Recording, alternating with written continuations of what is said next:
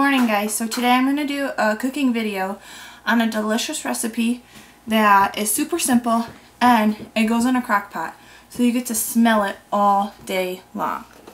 So I got it from this cookbook, Crock-Pot Original Slow Cooker Best Lovers Slow Cooker Recipe. And last night I cooked out of it. I made some scalloped potatoes that were delicious. So we're also going to have those tonight with our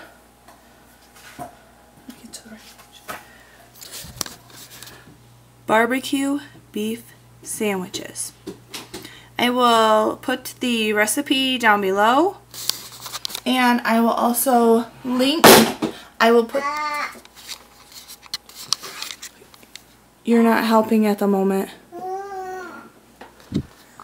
I will put the title and the author down below, and then also link Amazon link to the book where you can get it. So to start off with, you need a chuck roast. I got mine sitting in the thing. And then you need ketchup. You need brown sugar. You need red wine vinegar, Dijon mustard, Worcestershire sauce. You're supposed to use some crushed garlic, but I am just going to use a few of these minced garlic. Salt,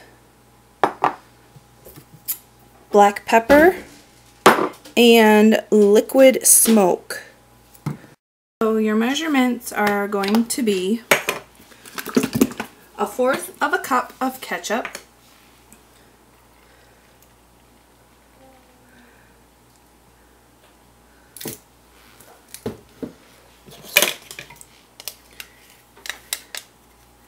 and sometimes I double the recipe just depending on how big my chuck roast is.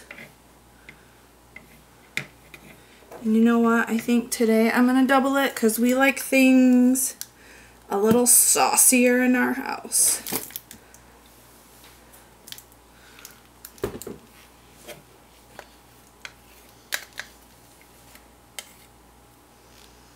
Alright, and then you're going to add 2 tablespoons of brown sugar.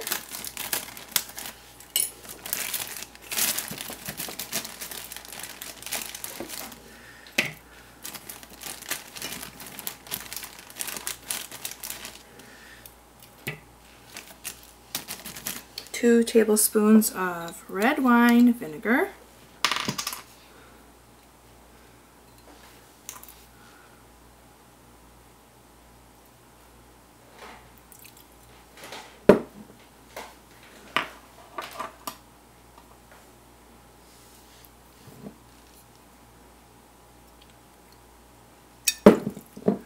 Alright, 1 tablespoon of Dijon mustard. Let's do the Worcestershire sauce first because it's a liquidy. Okay, so we need 1 tablespoon of the sauce, Worcestershire sauce, and we need 1. I was doubling this recipe, wasn't I? So I'm going to need another one of that, 2 more of these.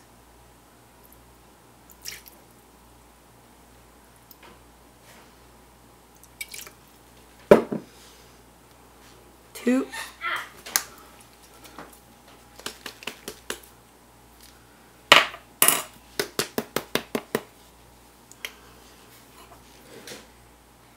Two of the mustards.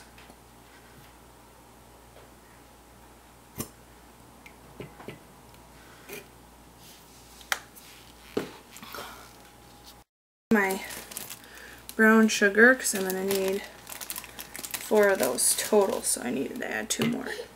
Alright, and hopefully I can stay on track. So it says we need 1 clove of crushed, 1 clove garlic crushed, so I'm just going to add a little bit in here, give it a garlicky taste. So 1/4 teaspoon of salt, 2 of those. I got a little fussy one in the background. And it says 1/8 of a teaspoon of black pepper. So I will just use my 1/4. And then 1/4 of a teaspoon of liquid smoke.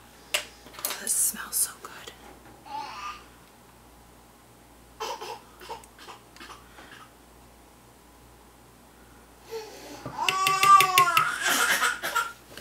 Alright guys, I'm going to take an intermission.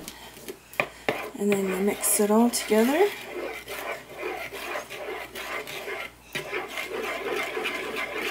You can use a spoon. Sometimes, most of the time I use a whisk. I just didn't have one available.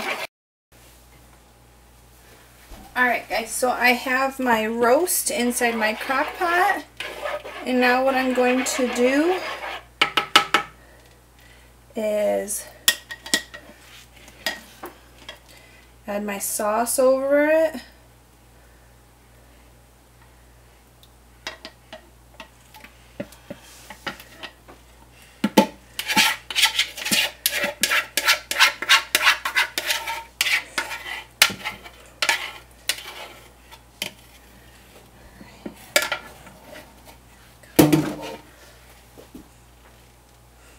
My lid on. I do like to do the little hooks just so that it stays on a little tighter. It's not a necessary thing, it can just sit on there. Crock-Pot's a little fancier, so I'm going to turn it on. I'm going to program for 9 hours. You can do 8 to 9, it's up to you. And then enter, and then on low. You just let it go. Go do something fun with the family, or heck, even go to work. The nice thing about my crock pot that I have, which I will also label it down below, is that when the time is done, after you have set the timer, then it turns off the cooking part and just keeps it warm. So if I were to start this before I went to work, or came home on a break time, I could have anything in there cooking, and then when it was done, it would just stick to warm, so it would be ready for us when we got home. But I will come back to you guys and show you the finished product when it's done. It is 2:45, and we have about 3 hours and 25 seconds left on our meat. So I'm going to check it real quick to see what it looks like. Oh boy. Look at all that yumminess. Alright. Fine.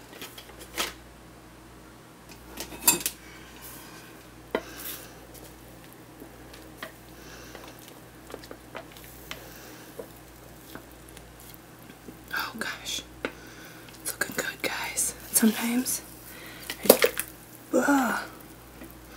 do like to flip it over just so that you can get, I think I'm gonna have to grab some tongs. I like to flip it over so that you can kind of get like, oh, it's getting starting ready to get nice and soft. Alright.